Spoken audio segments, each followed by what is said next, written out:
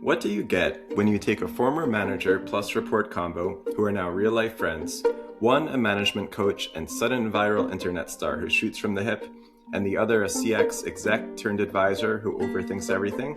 This podcast. Welcome to the business of humans. I'm Joe, founder of CX Joe Advisory and the Overthinker. My partner in crime is Lynda. She's the founder of Leveled Up Leadership and the Internet Star. Join us as we talk about business, relationships, humanity, success, and also failure through the lens of friendship, heaps of radical transparency and honesty, and zero BS. Let's get started with today's episode. Hi, Joe. Hello, Lynda. How are you doing today? I'm well. How are you? I'm doing great. I'm Good. eager to ask you about something because this is very typical for us that, we were kind of mid-conversation as we pressed record. And I hope I'm not going to embarrass you terribly, but we were just talking about your skills and future aspirations around public speaking. Yeah. Corporate public. You're like the anti-corporate speaker because you're so opposed to corporate talk, and you do shoot from the hip, as I just said in the show's intro, which I read live every time. It's so much fun. I love that. So you're kind of like the anti-corporate, but then I think like your secret tricking us like usual is that I think that sort of approach. I was just thinking about some of the big like CX and other conferences I've been to, and I actually think that sort of voice is needed at some of these events. And that's a little bit of a plug, but it's sincere, and you're my friend, so whatever. So Thank you. So I'm plugging Thank all you. of it. Yeah. So I just recently opened up my calendar to book speaking gigs. So I'm super Nice. excited about like that next adventure. Mm-hmm. And I do think that the thing that we're missing, like, we've become so accustomed to hearing the corporate jargon, the corporate buzzwords. Mm-hmm. And I think that sometimes, I've attended these conferences as well, and I leave almost feeling a little defeated because it feels so big, but it also feels like, is anybody speaking my language? Are there real humans who are out there having the conversation? Mm-hmm. And I do think it's really important. And again, that's why I really started all of my platforms, was to let people feel seen, but also like learn how to navigate these things, because we have to change it from the inside out. Like we really, really do. We have to figure out, like when I talk to managers, it's about like, how can we learn how to be better for our people or show up in a way. And so funny. We were also just talking about this as well. Like, how are we cultivating our talent? Yeah. But also to the employees, like, how do we navigate these scenarios, and how do we protect ourselves, and how do we create an environment where we feel safe, or we feel seen, or we feel valued? Mm-hmm. I think it's really, really important. So yeah, I opened up my my speaking calendar, and I'm hoping to get, so if there's anybody out here who's listening who is a corporate event sponsor or booker or whatever you're called, an event planner, I would love to come speak at your event, and help your people feel seen and feel heard, and hopefully give them some strategies that are actual tactical things they can do. I love that. And I like, with all sincerity, if I knew which conference you were speaking at, I would book my plane ticket that day. I think it would be awesome. And Thank you. It's interesting because as I was listening and I was picturing who'd want to book you, Lynda, and I'll let you inside of my brain because it was like one of those mini obvious epiphanies that I have throughout my day. At first, I was like, okay, everyone in the audience who's like anywhere from frontline to new manager to even like manager, director, whomever, are just so sweet spot, to be in that audience. And then I was thinking, with the whatever company's hosting it, or like the C-suite that's kind of like setting the agenda, would they be a little bit iffy on this being the subject matter in a way? Like, is it more for the other audience? And then I thought about one of the books I'm reading, which I have right here, pretty coincidentally, and also I figured I might want to mention it at some point in the pod. But it's called No Rules Rules, Netflix and the Culture of Reinvention. A fairly new career friend, a wonderful CX leader named Jenna over at Garoons, recommended it to me. So shout out to her. And in a way, like the whole book would sort of be written to combat that initial thought that I had. It's really takes evolved senior leaders, to lean in and understand that like an empowered workforce is going to be best for them and for their business, which is definitely a lot of what that book is about, is kind of like a radical level of communications and transparency and inspiring feelings of ownership in every level of employee, and just all of the ways that that actually does benefit the company, even if a less evolved leader, or like at the first glimpse of face value, it could seem counter to that, right? Yeah, I love that. I also think from a senior leader perspective, right? Mm-hmm. So, you and I have both been senior leaders. You definitely more senior than me, but we've both been in those moments or in those rooms. Yeah. And we have had these moments maybe with past employees or a bold current employee Mm-hmm. who's willing to say, hey, like, I want you to know the way that I felt when you said this thing or you did this thing. And I know for me, it was like, holy moly, really? Yeah. I didn't understand that I had that effect. And so I think if you can have these senior leaders who are listening with their listening ears, right? They can come in and go, oh, is that somebody else's experience? Because Right. the farther you get, like the higher you get in your career, the easier it is to disassociate with your humble roots. And both of us have got very humble roots in the sense of like, we both started out on the phones. Like Oh yeah.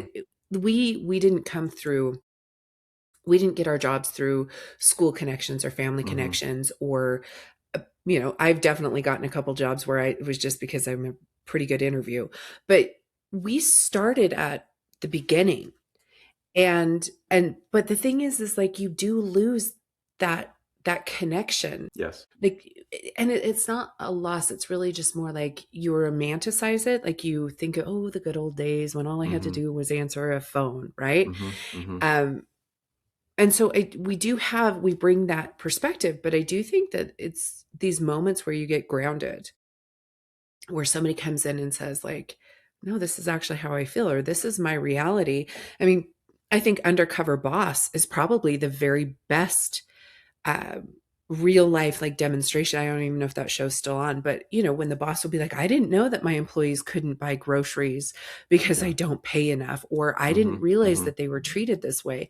Right. So I think having a C suite in the room, or even when I coach C suite individuals, it's like, do you even understand like the situation that these employees are in or how they're Right. feeling? So I think that it would be applicable for all.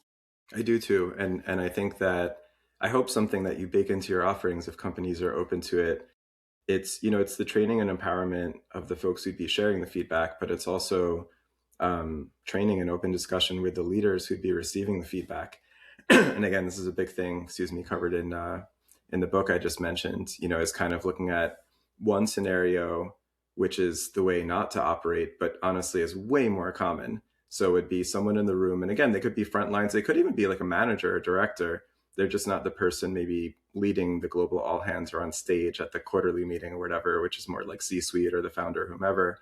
Um, and the sort of bad but very common scenario is things are happening up on stage or from senior leadership. They don't feel good. They're not being received well by the room. Um, but nobody says anything. And so then, the room, the team is basically stewing and turning things over. Respect is lost, trust is lost. Then one day that manager or individual contributor gets a LinkedIn message or a call from a recruiter who offers, a few more $1,000, and they're like, great, I'm disgruntled anyway. And Yep. the way that, Netflix, and this book was written a long time ago, I hope they're still adhering to all these norms, but where they tried to flip that is to where it's a culture of, first of all, sharing feedback, either real time or at the latest, like same day, next day. Send an email, pop by someone's desk, schedule a 5-minute Zoom or call or whatever. Just share the feedback. Like, hey, I think you were signaling things, or things you were saying or signaling weren't really rubbing me the right way. And then trying to relate it to why it's actually not good for the company. Maybe other people felt the way that I did and I felt disempowered. Then when recruiter calls come in and they offer more money, Netflix and companies on this philosophy actually try to really normalize that conversation and say, hey, bring that information to us too. Like if you're underpaid in the market, let us know. Maybe we could raise you up. But it's really interesting to think about like a whole 180 in the normal kind of paradigm. But again, back to my first point here is that senior leaders actually receiving the feedback well, I think is very critical. And it was one of those moments reading for me where I had to just be honest with myself that especially earlier in my career, and to an extent to this day, it's that's something that senior leaders really have to strive for. Also, is making sure not to come across as defensive in those moments and not welcoming of that feedback. Yeah. Yeah. And I think, I mean, just from a tactical perspective, I think so often when I tell, my clients this, and when I train managers on this as well, like when it comes to receiving feedback, when you get that feedback, the first thing that you want to do is you want to justify your actions, right? You want to be like, or you look at it and you're like, yeah, but you don't understand the big picture. Mm-hmm. You don't see, these were two tough choices that I had to make, or these were, this is where we're at as a business. But all that does, you're not taking a minute to educate the person in the moment. All that does is it shuts down the feedback. Mm-hmm. So then Right. like the employee doesn't hear like, oh, but let me see the big picture. The employee is sitting with nerves. The Mm-hmm. employee is like, how do I share this feedback? They share the feedback. And then the first thing that they're told is, well, but you're wrong. You Mm-hmm. don't have the whole Mm-hmm. picture, right? So when I train my managers and when I train my clients, I'm like, shut up. Don't say anything. Mm-hmm. Just say, hey, I appreciate the feedback. I know how difficult that must have been for you to come provide that feedback. I appreciate it. Wait 2 days. Mm-hmm. Wait a day. Think of it like your first date text. Like wait 3 days. Is that still the standard? I don't know if I that's have still the no standard. idea. But like wait and then Mm-hmm. come back and say, hey, I really appreciate the feedback. Again, thank you so much. I do wanted to make sure that you had a little extra context, Yeah. right? Or, you know what? I heard what you're saying. We could have absolutely executed that differently. I do want to give you a little bit more information so you see the big picture. And when I get on stage, I actually talk about perspective a Mm-hmm. lot Mm-hmm. and talk about how, each person in the organization has got a different perspective. And each person, think of like you see a fire, right? Each person in the org sees that fire as very different and different threat levels. Mm-hmm. And so, it's okay to give people additional perspective. Just don't do it when they're feeling brave enough to give you feedback, because Mm-hmm. that's shitty. That's a great point. And if you wait for a day or two later, I could see as a leader, I'd also push myself to think about how the feedback might be actioned. And that way Yes. you could couple some of the additional context by really re-emphasizing, but again, just so appreciated. Thank you for the courage to share that. And here's how we're going to action it. Yep. Yep. I like that. All right. So It's, this is just a small taste of all the gems, yeah. Of all the this is all the this gems people could this get isn't by even the booking Lynda. topic. But That's do right. you want to do the plug, Joe? Do you want to tell the people the things? Oh, yeah, yeah, absolutely, sure.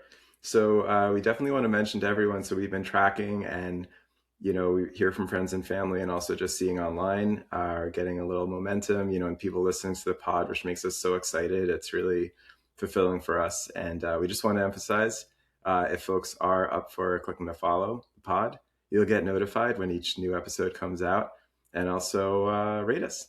Give us a Yeah. rating, give us a thumbs up, a like. We appreciate it, and share it with a few friends while you're at it. Speaking of feedback, Mm-hmm. right? Yes. And we will take all the feedback and we won't even like push back. We will just accept the feedback with grace and kindness. Goodness knows I give myself enough critical feedback as it is. It would just be nice to mix it up and have it come from someone else. Right? Right? Amazing. Well, so today's topic, I'm actually I'm really excited about today's topic. And also I have a little bit of nerves about today's topic because I do think that you and I are going to see things differently, which I'm excited about. And I That's think great. that we will have a really kind of healthy conversation and hopefully touch on the opinions of more than one user, right? Like more than one listener. So we're going to talk about boundaries today.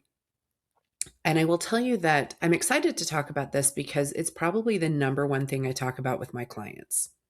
I loved when Um, you said that, by the way, and I want to do a lot more listening up front, but I just want to let you know that that was one of the things that made me most excited, because we talk about our topics and just, get a sense from each other. Whichever of mhm. us mentions the other kind of gets a sense of why it was added. And I think that was the first thing you mentioned to me when we talked about this topic, is like, this is actually at the top of the list of topics that are just organically brought to you by Yeah. people, by workers. And I was like, all right, sold. That's amazing. Yeah, this is definitely the number one thing that I talk about is because let's be honest, like boundaries sound scary. It sounds scary when we're like, we're boundaries. It sounds kind of harsh too, right? Because you think about when you were in school and they're like, don't go out of bounds, or when you play sports. Apparently, that's a thing. I don't play sports.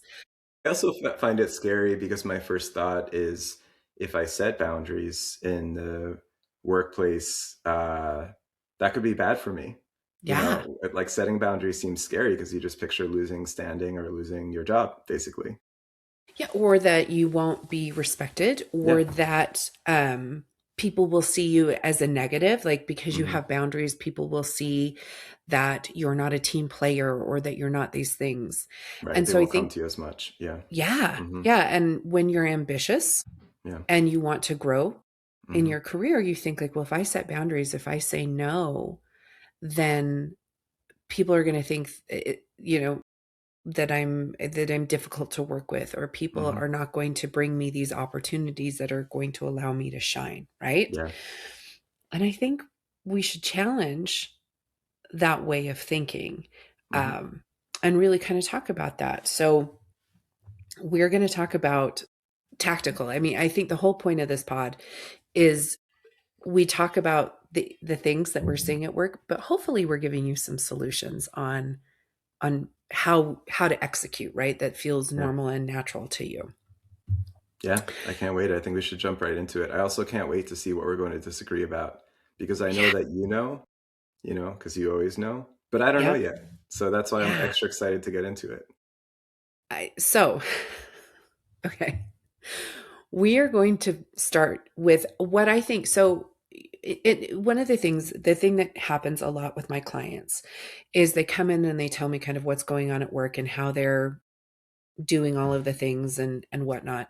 Hmm. And I'll say, well, it's probably time for you to set some boundaries. And then I was literally just talking to somebody about this, and she's like, well, then they're going to wonder why I changed. They're going to say like, well, this is new behavior. Why is this changing for you? Mm. And first and foremost, you never have to justify. You don't have to explain yourself. You don't this is Mm. work, right? Hmm. You don't have to go in and be like, well, I was feeling really downtrodden, or I was feeling like really burnt out, or I was feeling these things. It's, I've just decided to make a couple changes. I've Hmm. just decided to make, these things. You don't have to give any more than that.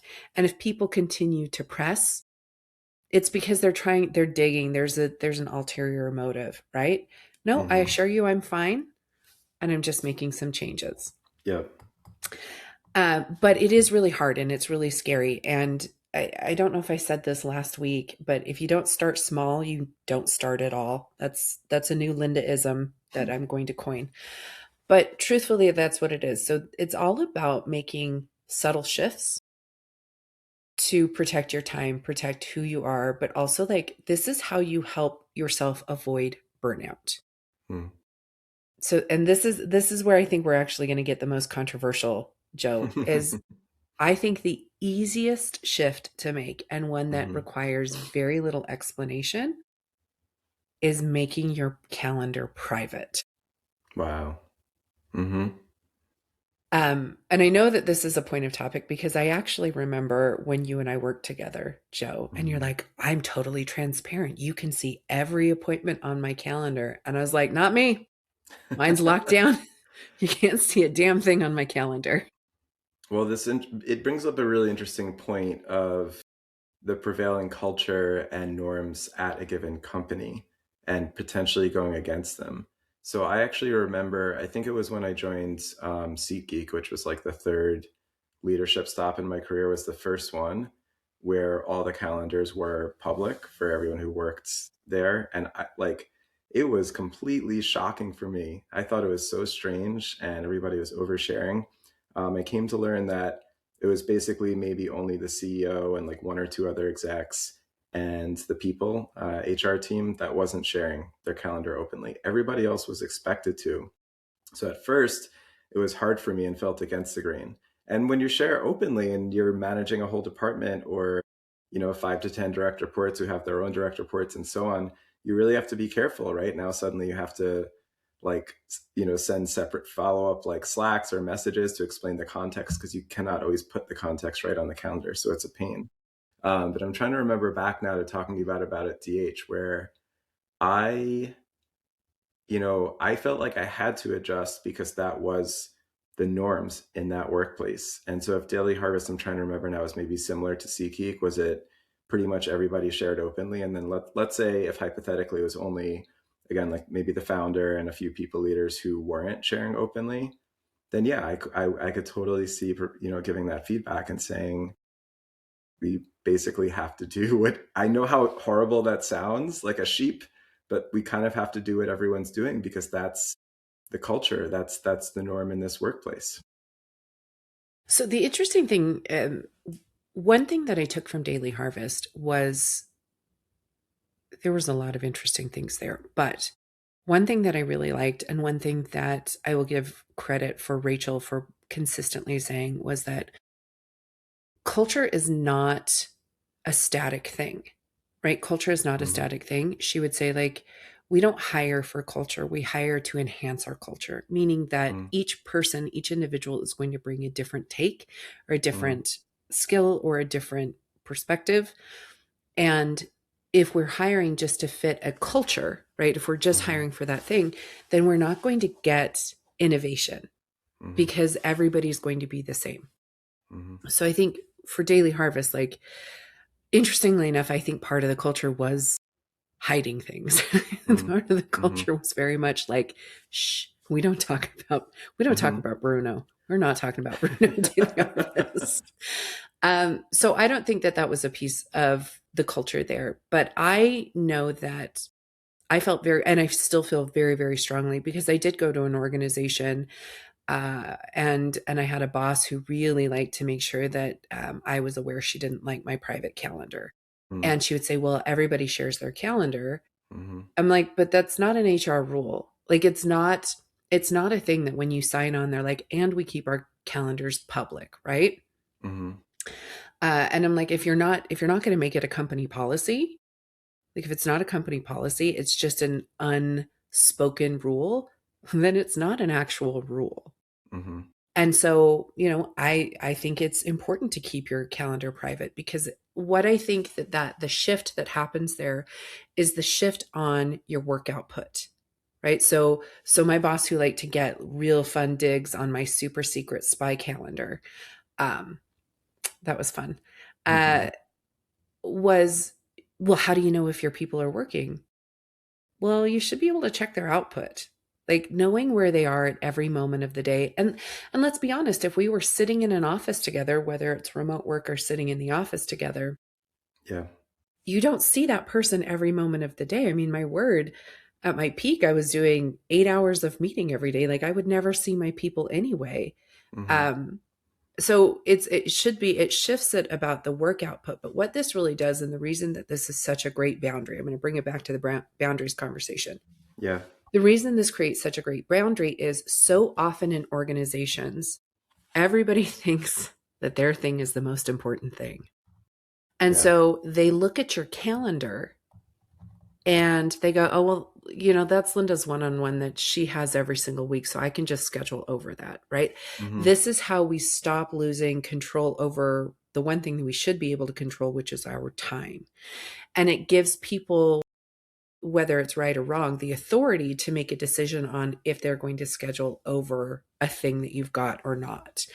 Mm-hmm. Uh, and what this does, the reason I think this is such an easy boundary is then people have to call you or they have to message you and they have to say, Mm-hmm. hey, you have this thing. On your calendar, I don't know if it's important or not because it's none of your business to decide if the thing on my calendar is important enough to you or not. It Mm-hmm. is to me. That's why it's on my calendar. Mm-hmm. So then they have to check with you. And that's why I say, like, when we're starting with new boundaries, when we're starting on something that's really simple, it's a easy way for you to just start like creating protection for Mm-hmm. yourself and just saying like, well, you have to call me. Now, I do know there are some orgs that don't check with you. They just schedule over stuff. But that's when you decline those meetings and you're like, nope, I Mm-hmm. had something scheduled. Um, but I distinctly remember, I remember you going like, well, everything's on my calendar. And I do remember looking at your calendar going, yep, everything's on his calendar. Yeah. Because I'm sure like me at that point, because you're dealing with 800 emails a day, sometimes literally, and 8 hours of meetings, it's like, if it's not on my calendar, it doesn't exist. Yeah. I have, I guess what you could say is a point of agreement and then a counterpoint. The point of Yes. agreement I have is that I think per the norm, you want to get right to the heart of things and kind of cut out the fluff or people putting on airs and so forth. Um, and I think one thing that happens when you're sharing calendars, I think I would agree with you that, truth be told, people are still going to strive to bring some kind of balance to their day. And maybe there's something like from personal life that's going to take 15 minutes and you just know that you need to get it done, or maybe you just know that you work best having some solo time or kind of catch your breath time, for half an hour at X or Y part of the day. I think sometimes what happens when people share calendars is they put on airs and will schedule something else like deep dive time on X or Y, and they know that that's their time to maybe tend to that personal thing in their life. And that's just phony. And like we could kind of probably all agree to cut that out. Um, I think that a counterpoint would be senior leaders sharing their calendars is one way of example setting in a way, I guess I would argue.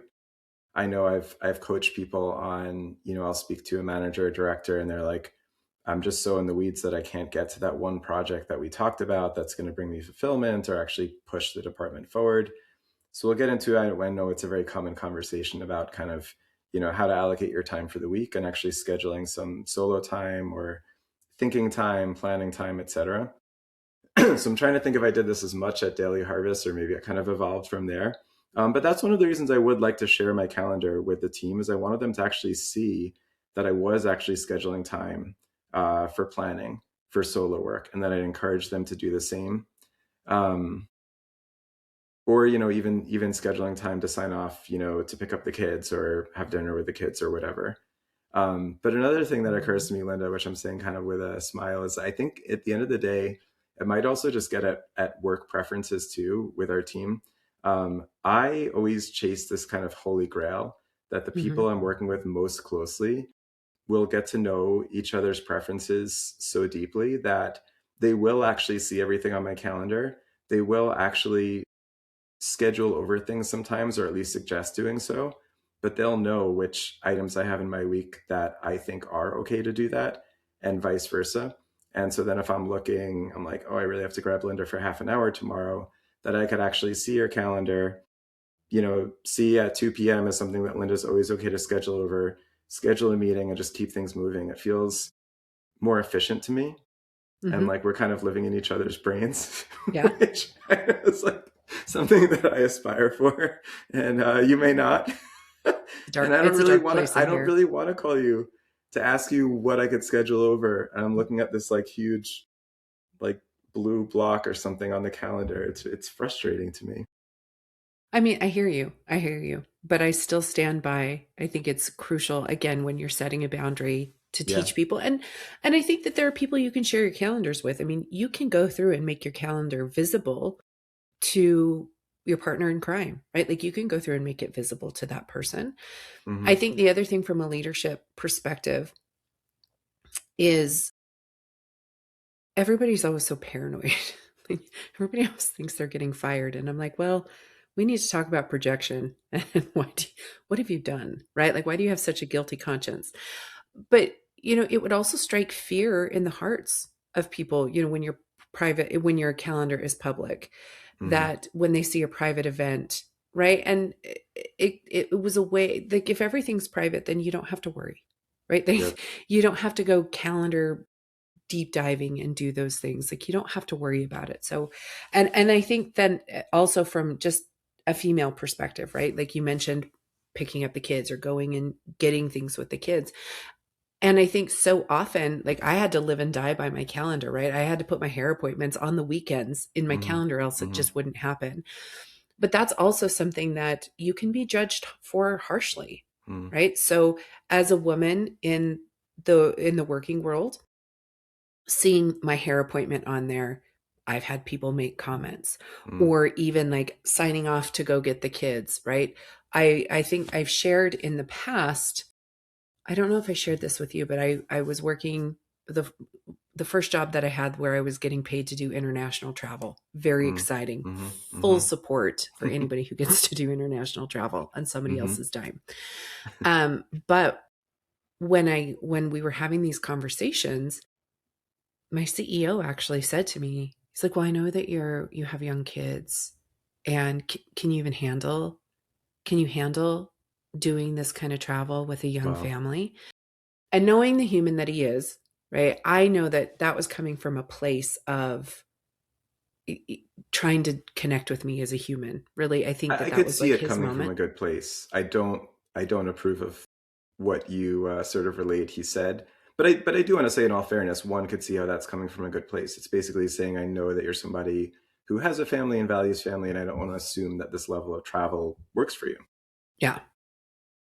But that is the bias so often that women experience at work, where it's like, oh, you're a mom, right? Like, my kids are my favorite people. In fact, I think I said that to you in our very first one-on-one, Joe. I was like, I talk about my kids a lot. They're my favorite choices. They're my favorite people. Yeah. But so often they can be utilized as it's almost weaponized for Hmm. me in the workspace. And so again, when you get to that point where you have to live and die by your calendar, and listen, I Yeah. can't have two calendars. I need to have I can't split my attention that way. And so again, this is another way I think when we talk about setting boundaries and protecting who we are at work, and protecting those our time, Yeah. is by making the calendar private. Yeah. It's really interesting. I mean, it could lead to so many interesting discussions.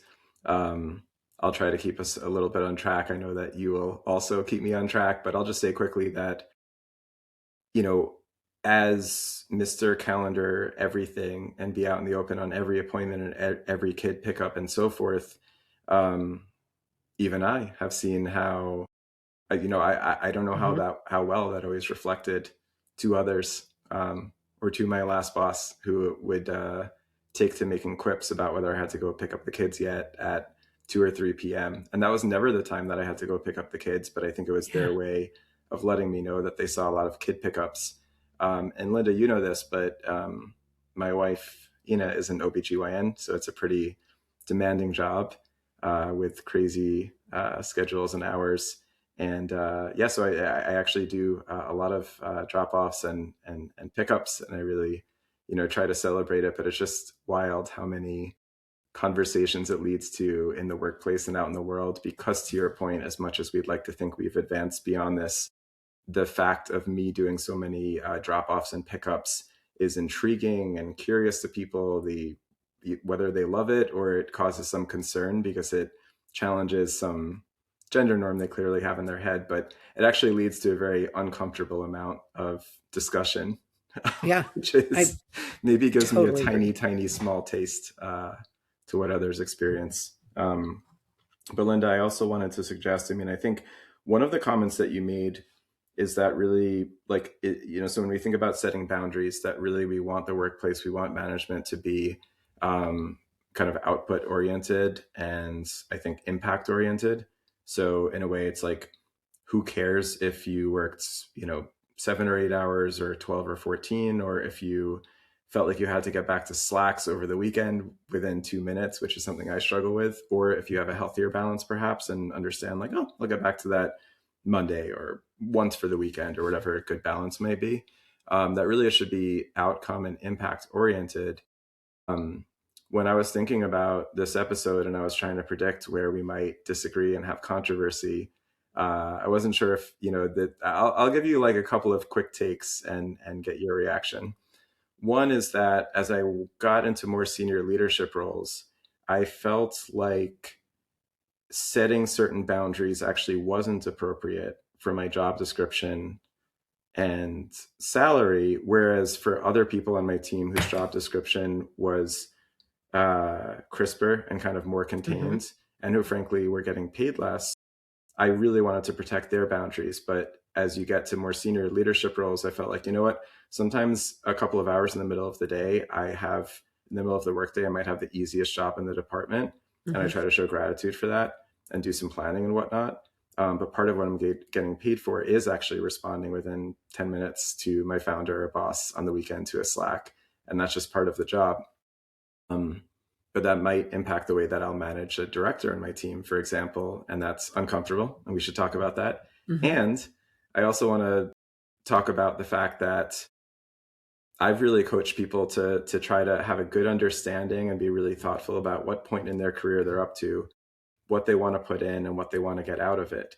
Now, when we talk about things being outcome and impact oriented, that means that if you're insanely brilliant and succinct and could kind of channel the impact of your work into a smaller amount of hours, that's great. But if you're a normal person like the Mm-hmm. rest of us, who needs more time sometimes to complete that work or to create that impact, there is, in my opinion, this uncomfortable, unavoidable dynamic that sometimes more hours, more availability could actually create more value and more output and impact.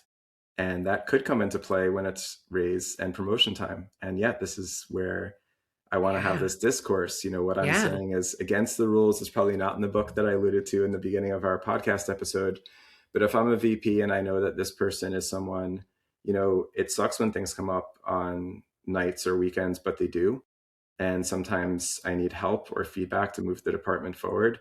This person steps up and is available 30 times throughout the year, and this person has set a boundary which I totally respect, and so I know not to bother them those 30 times on nights and on weekends. But when I think about who's moved the department forward the most in that year, how can I not factor in all the 30 times that the first employee participated and gave feedback and did work to kind of move the department forward?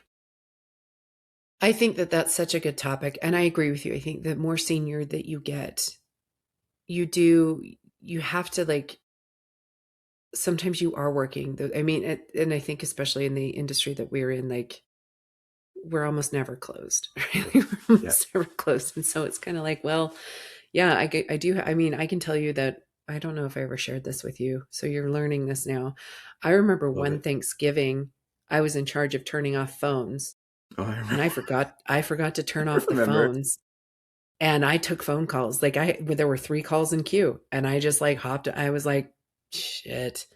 I turned off the phones, but I took the 3 calls in queue, right? And I was the director at this point in time.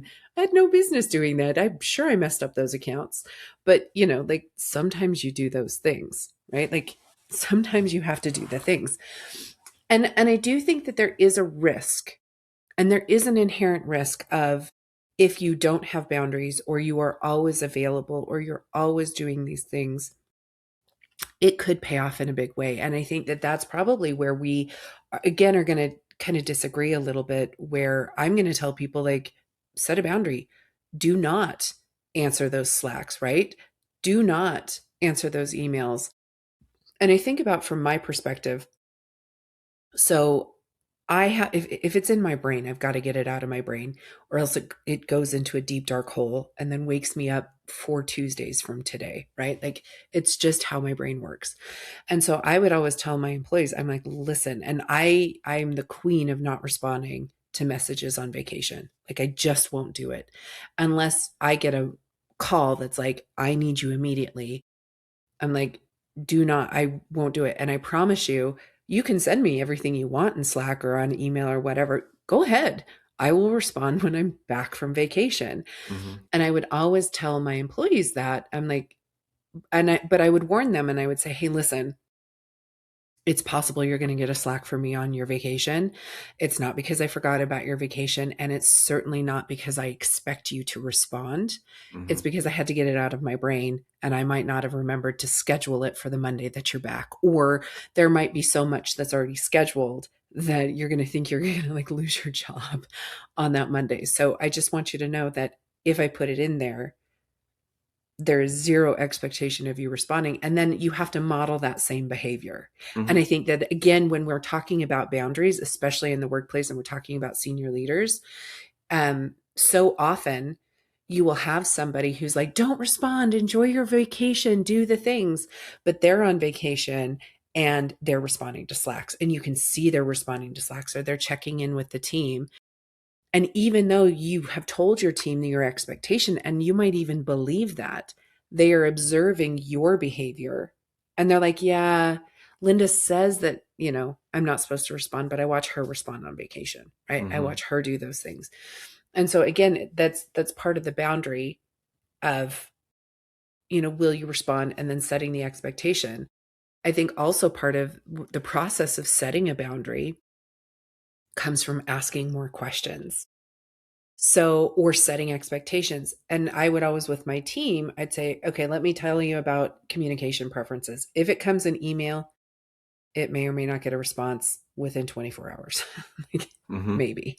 Hmm. And there's plenty of emails that didn't get responses at all. If it comes in a Slack, I promise you I will look at it same day. If you really need me, and this is like emergency, it's a text or a phone call, right? And so I think it's about, like, even that's a boundary. It's setting up your communication preferences.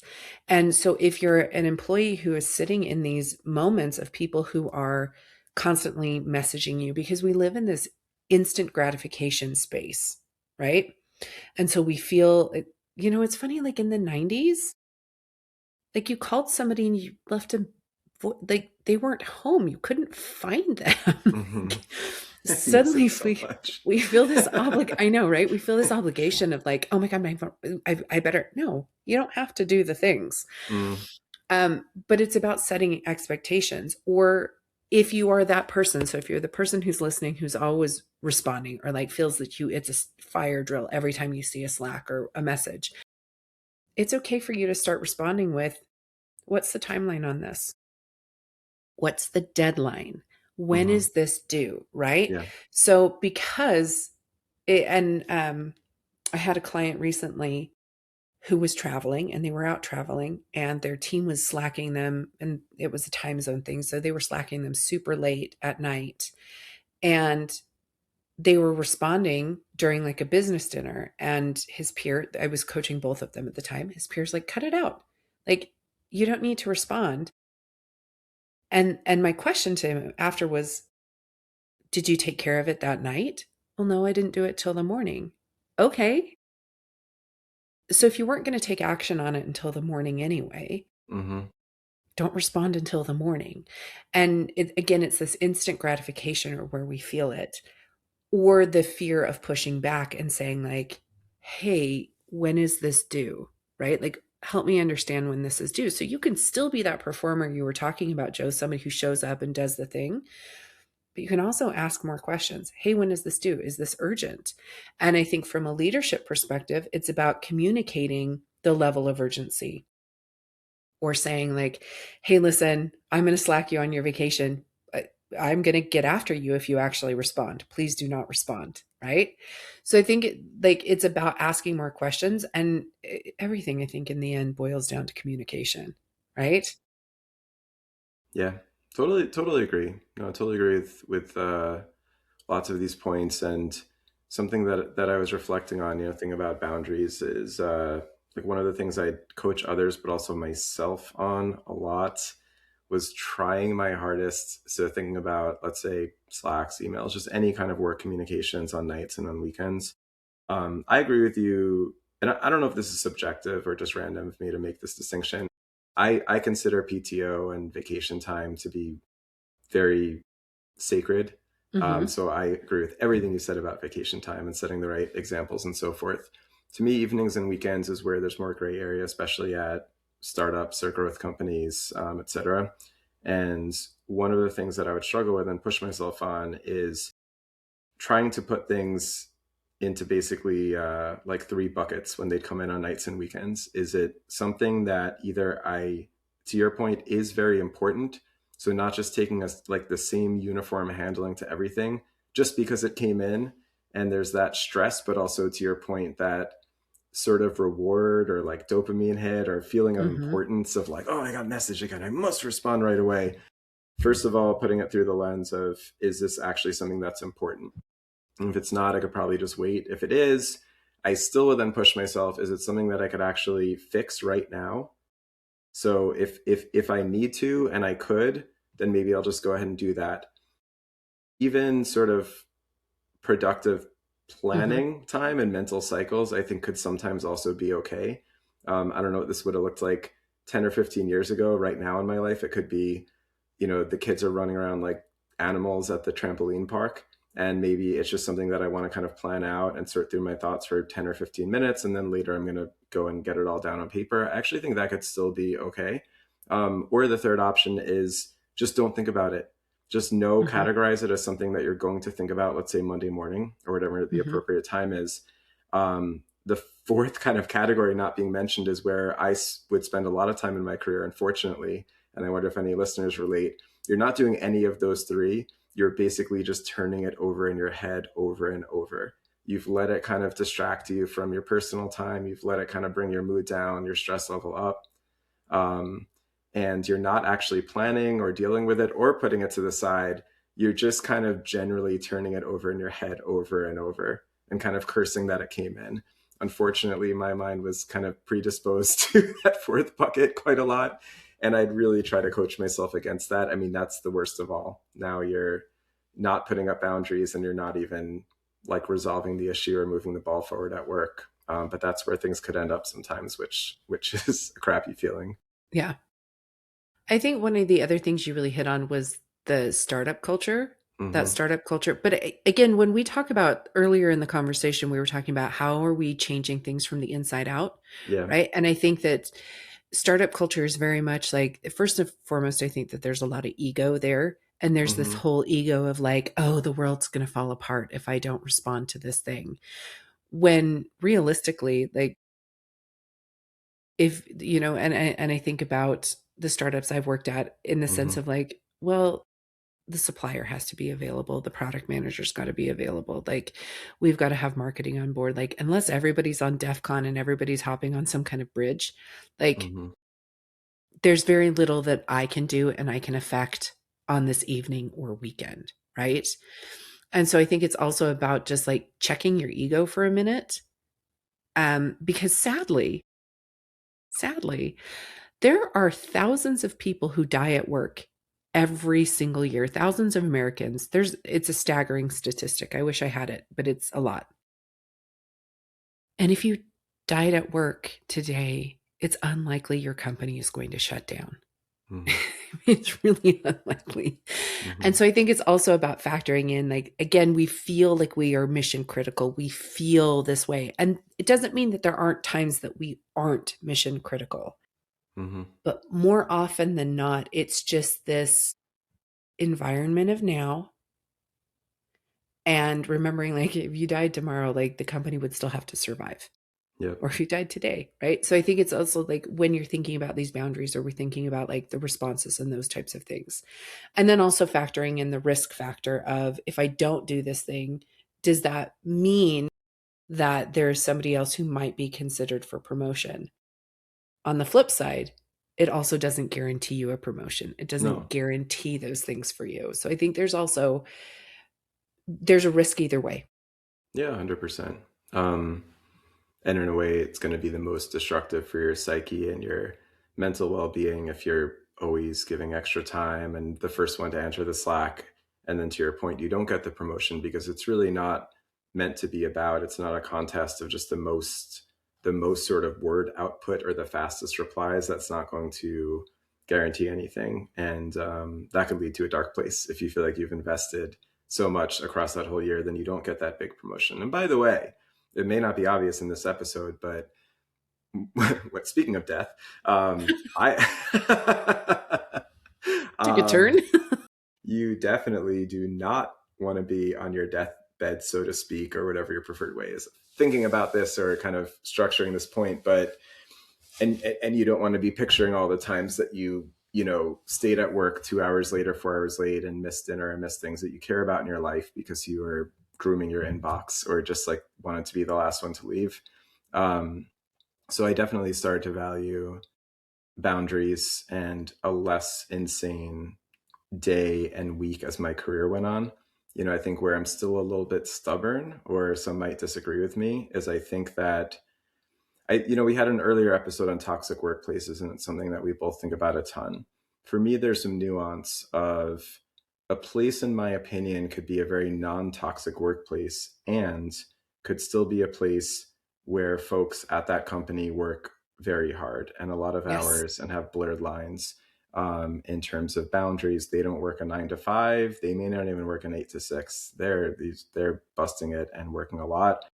Generally speaking, I mean, I would agree that sounds concerning. Probably at some point in that company's evolution, they'll want to put up some more boundaries or think about the employee experience more. However, I do think, especially in startup culture, there's sometimes you get a group of people. I'm kind of advising and working with one right now, where I feel like it's a group of people who just collectively have decided, like, hey, we actually want to sort of shake up this industry. We want to build a great product. It's going to take a lot of time to get that done in a short period of time. And it feels like they're kind of all swimming in the same direction to get that done. They work a lot. I see the hours of their stand up meetings, it just kind of never stops. But what I think is really important, I think we'd agree on, is it gets back to communication. Hmm. I hope that company and any others operating in that way should actually, I don't think that the onus should be on, let's say, candidates interviewing for a role. I think that company should be very, very clear and proactive, communicating like, hey, this is, the current chapter that we're up to. This is sort of the output that it seems is required. This is the culture right now. And it may not be the right fit for everybody. And that's when you have these really kind of explosively bad situations, is when somebody joins and it's just a complete mismatch. I had something come up at my last job, which I think you'd probably have a lot of feelings about. I did too at the time. But we had a candidate get pretty deep in a process for a role, and they took it upon themselves to share with us proactively. It's sort of like the idea of like a user manual, but about oneself. And so, like, this is how I work. These are my preferences. And they really went into boundaries very deep and very specifically in the interview process. And at some point, my manager, who is kind of the ultimate decision maker for the role, saw what was shared, totally just nixed that candidate on the spot. And, to this day, I have mixed feelings about it because it felt wrong and dirty that happened to that candidate. At the same time, in some ways, I kind of respected both parties in the situation. One chose to very proactively share. I really value boundaries. They're very distinct, and these are what they are.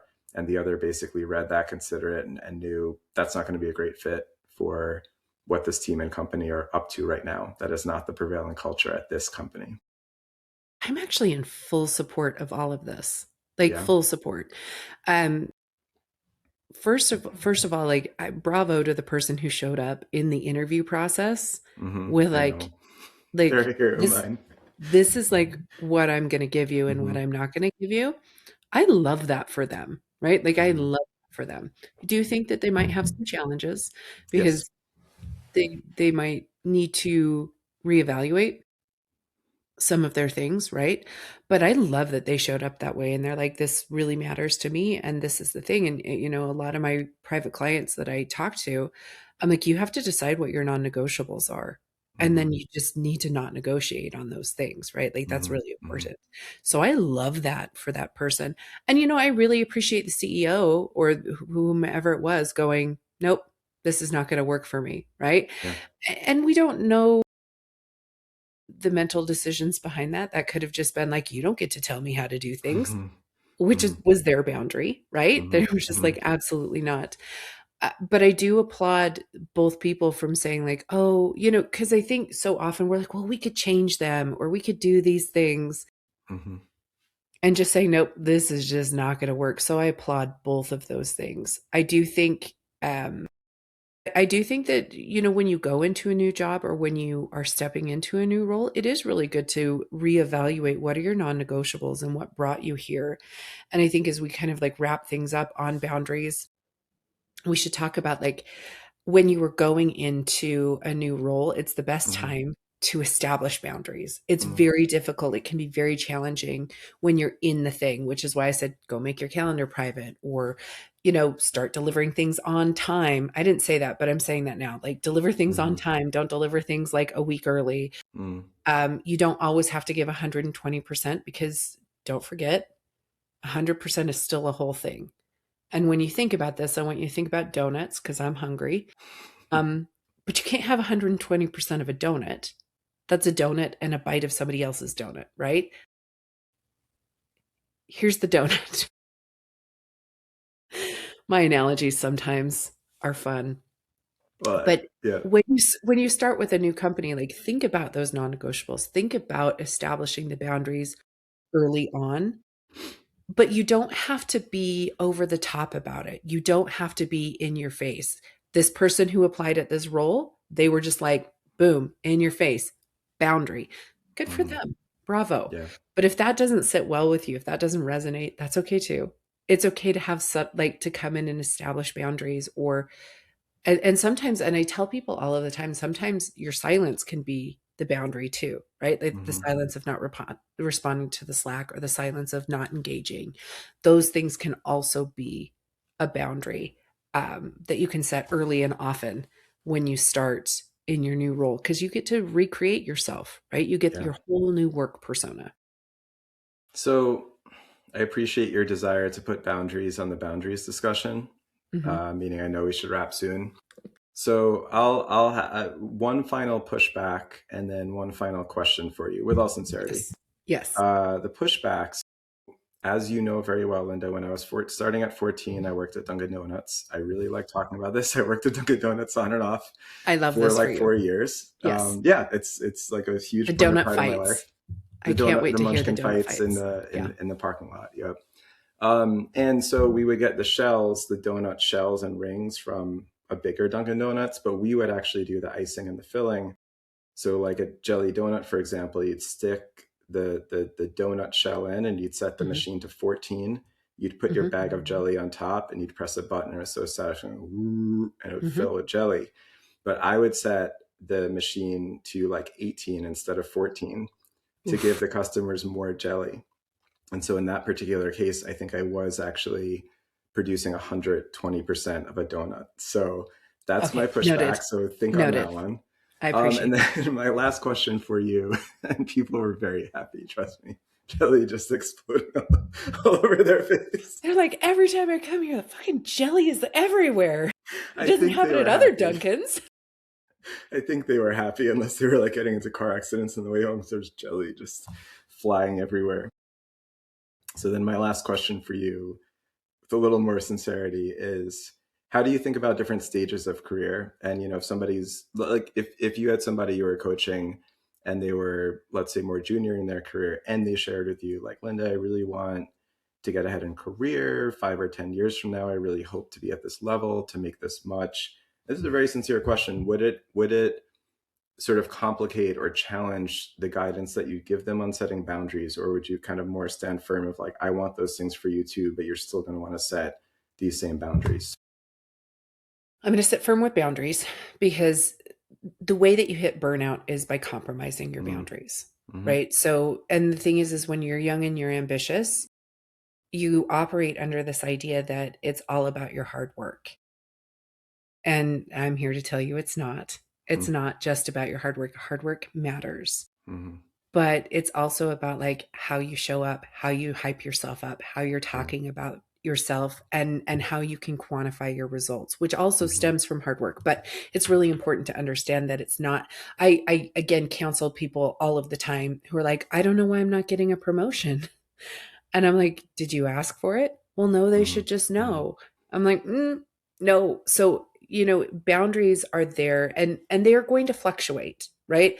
And your non-negotiables today are going to be different. Again, like Joe, when you said, as you go up and like you're the right hand the right hand person to the CEO, yes, your boundaries are going to be very different than a director's boundaries or a manager's boundaries or an hourly employee's boundaries, right? Mm-hmm. Like those things are going to be different. So I'm always going to tell you to evaluate your boundaries. You need to understand what your non-negotiables are, but you also need to understand like where you are in your career.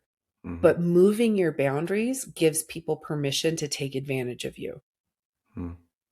It's not about that. So moving your boundaries is different than changing your boundaries. So you could say, I don't need this boundary any longer because of this thing, right? I'm not going to set working hours because I understand that I have this much time sometimes in the middle of the day, or I don't have anything until it's crisis management time.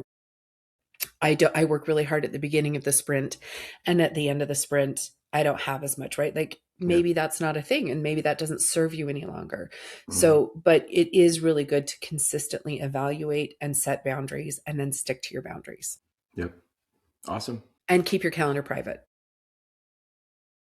You know That's what, the Lynda? hill. That's the hill. I will perish on that hill. Well, you're gonna get the last word on boundaries. You win. Amazing. Well, we've come to the end, and we've got to talk about what's got us hot under the collar, right? Mm-hmm. So, Joe, what's got you hot under the collar? I'm gonna cooperate a little bit more this time, Lynda, than usual, just a little bit, in saying that it really irks me. It's like something that irks me about myself, but I lose everything. And I talked on another episode, I think, about ordering books from Amazon and never reading them. Hmm. So I've actually, in the last few weeks, I'm very proud of myself. I've convinced myself to do a little bit more reading. I'm taking not all of the Netflix and Apple TV time, but some percentage of it, and I've transferred it to reading. So I'm very proud of myself. And then the biggest issue is that I've lost the book. When I try to read a book and I'm No. bringing it around, taking it to the trampoline park, I'm taking it upstairs, downstairs, I just lose it constantly.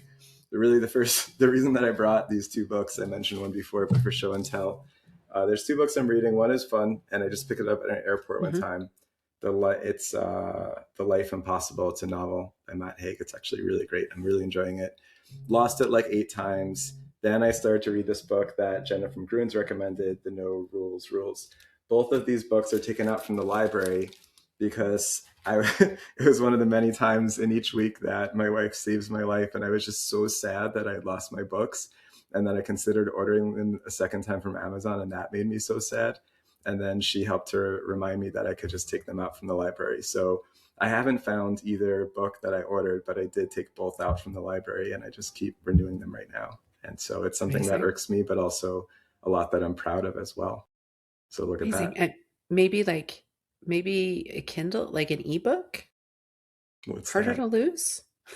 Let's talk about that offline. I don't know what that is. As far as I had gotten in my thinking is putting one of those Apple Air tags on like every book that I There you read, go. and then There you just like go. ringing it and making it sound. But I don't know this Kindle thing. I don't know what that means. We'll have to talk Yeah, about that after. we'll talk about that. Okay. What about you? Um, yeah, so the word anyways, which is not a Mm, word, it's not a word. mm. And I'm sick of hearing it. I am so sick of, and I understand somebody can make the argument similar to like, the pronunciation of poinsettia is actually poinsettia, and poinsettia is the accepted um, pronunciation. Taking this in a whole different direction. This is a learning podcast. Stop saying anyways. Just What it's if you not a say word. it to be cute on purpose, like tongue in cheek? Is that allowed? I don't think it's cute at all. What Like about what about if you say any who to be cute on purpose? that's fine. Oh, okay.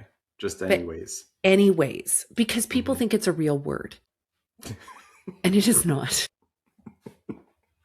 You just got so serious when you said that. It's That's just like not. as sharp and angry as you've looked since we launched this pod.